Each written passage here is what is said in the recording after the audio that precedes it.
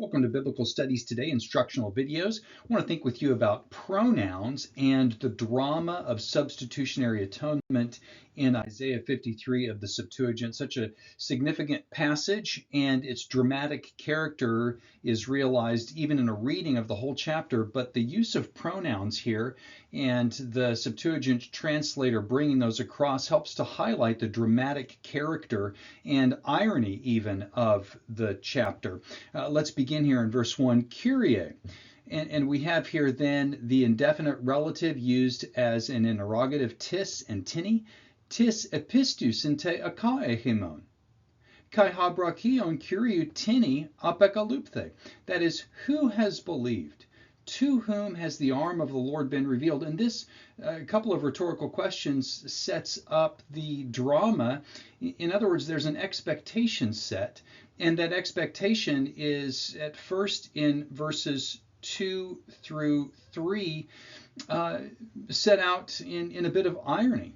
Anangelam and antion autu hos paidion. A child may not be thought of with the arm of the Lord and its strength. A child, hos riza enge dipsose, as a root in a thirsty land. That doesn't sound like strength and the arm of the Lord in all its military might as a metaphor in the Old Testament. In fact, we'll see in the rest of verse 2, uk estin eidos auto, ude doxa. There's no glory, no form or glory here. Auto, our first pronoun reference that I want to call attention to, he. To him there's no form or glory. Further, kai edaman auton, kai uk aken eidos ude kalos. We saw him, and he had no form or beauty. There's nothing about this figure so far that would bear the arm of the Lord. In fact, as we continue in verse 3, Allah ta eidos autu atimon eklapon parapantos anthropus.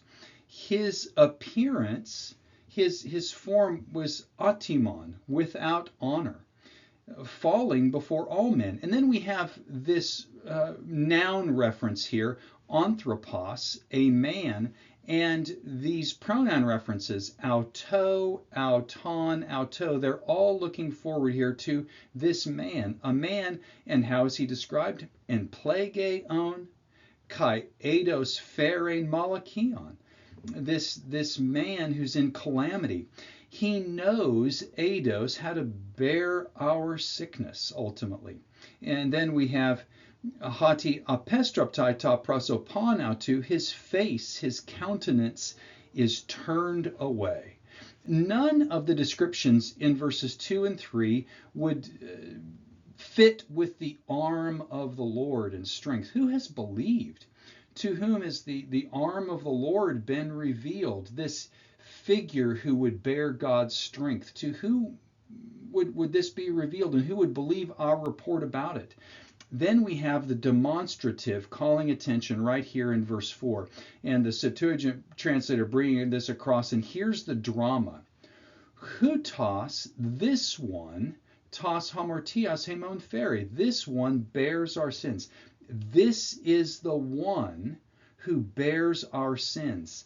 Autos de et traumatiste. He was wounded for our transgressions.